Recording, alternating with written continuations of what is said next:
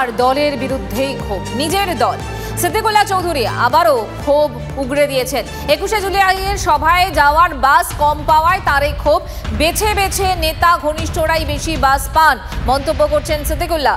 বর্তমানে সভায় দলের একাংশের বিরুদ্ধে পক্ষপাতের অভিযোগও করছেন তিনি। বিষয়টিকে গুরুত্বই দিলেন না এক মঞ্চে থাকা মন্ত্রী অরূপ বিশ্বাস। একটি অভিযোগ করছি, সেটা কি, বাসের ব্যাপারে যে যার যত ঘনিষ্ঠ সে বেশি পায়, আর যার ঘনিষ্ঠতা কম সে বাস কম পায়।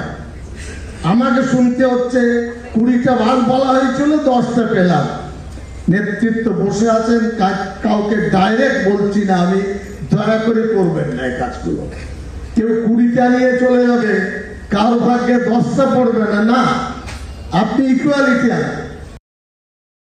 স্বাভাবিক, সবাই বলতে পারে একজন বিধায়ক, তাদের তো বক্তব্য থাকতেই পারে। এটা দিয়ে কি আছে, আমরা তো বলেছি প্রাইভেট বাস, আমরা সরকারি বাসও পয়সা দিইনি, বলেছি যত বেশি করে প্রাইভেট বাস পাওয়া যায় তাই। কেন আমরা জানি যে রেল কেন্দ্রীয় সরকার বিমাত্রিসূল আচরণ করছে, কোনোদিনও আটকানো যাবে না। মানুষ প্রয়োজনে পায়ে হেঁটে যাবে মমতা ব্যানার্জির সভায়, এই ক্ষমতা মমতা ব্যানার্জির আছে। থাকবে যে 21শে জুলাই নিয়ে একাধিকবার তৃণমূলের মধ্যে অন্তর্দ্বন্দ্ব, গোষ্ঠী কন্দল কিন্তু প্রকাশ্যে চলে এসেছে, আর সেই তালিকায় নবতম সংযোজন সিদ্দিকুল্লাহ চৌধুরী। আমার সঙ্গে এই মুহূর্তে রয়েছেন বিজেপি নেতা রাহুল সিনহা, তার সঙ্গে কথা বলবো। রাহুল বাবু, সিদ্দিকুল্লাহ চৌধুরী তাঁরই দলের একাংশের বিরুদ্ধে প্রকাশ্যে মঞ্চে ক্ষোভ উগড়ে দিলেন। মঞ্চে তখন অরূপ বিশ্বাস ছিলেন। তখন সিদ্দিকুল্লাহ চৌধুরী বলছেন যে 21শে জুলাইয়ের জন্য তিনি বাস কম পাচ্ছেন, যারা নেতা ঘনিষ্ঠ তারা নাকি বেশি বাস পাচ্ছে। কি বলবেন? দেখুন, তৃণমূলে একদম আপাদমস্তক দ্বন্দ্ব শুরু হয়েছে। দ্বন্দ্ব কালীঘাট থেকে শুরু করে একদম বুথ পর্যন্ত তৃণমূল কংগ্রেস দুভাগে বিভক্ত।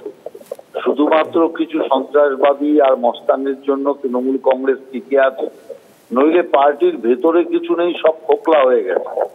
অবিশ্বাসের বাতাবরণ এত বেশি সর্বত্র হয়ে গেছে যে সিদ্দিকুল্লাহর বিবৃতি থেকেই পরিষ্কার বোঝা যাচ্ছে। অতএব আমি দেখছি যে যেটা লাগাতার, আপনি দেখুন, একজন আরেকজনের বিরুদ্ধে কাদা ছেটানোর জন্য একদম সদা ব্যস্ত আছে। সৌগত রায়, মদন মিত্র চলছেই। অতএব আমি মনে করি যে অবস্থা তৃণমূল কংগ্রেসে হয়েছে, তৃণমূল কংগ্রেসের শেষ সময় ঘনিয়ে এসছে, এবং সিদ্দিকুল্লাহ চৌধুরী যেভাবে ক্ষোভ প্রকাশ করছে, অন্যান্য নেতারা যেভাবে ক্ষোভ প্রকাশ করছে, এটা কিন্তু তারই একটা ইঙ্গিত বলে আমি মনে করি। সবে মাত্র স্পার্ক হতে শুরু করেছে, এরপরে আগুন জ্বলবে। অনেক ধন্যবাদ রাহুল বাবু আপনাকে।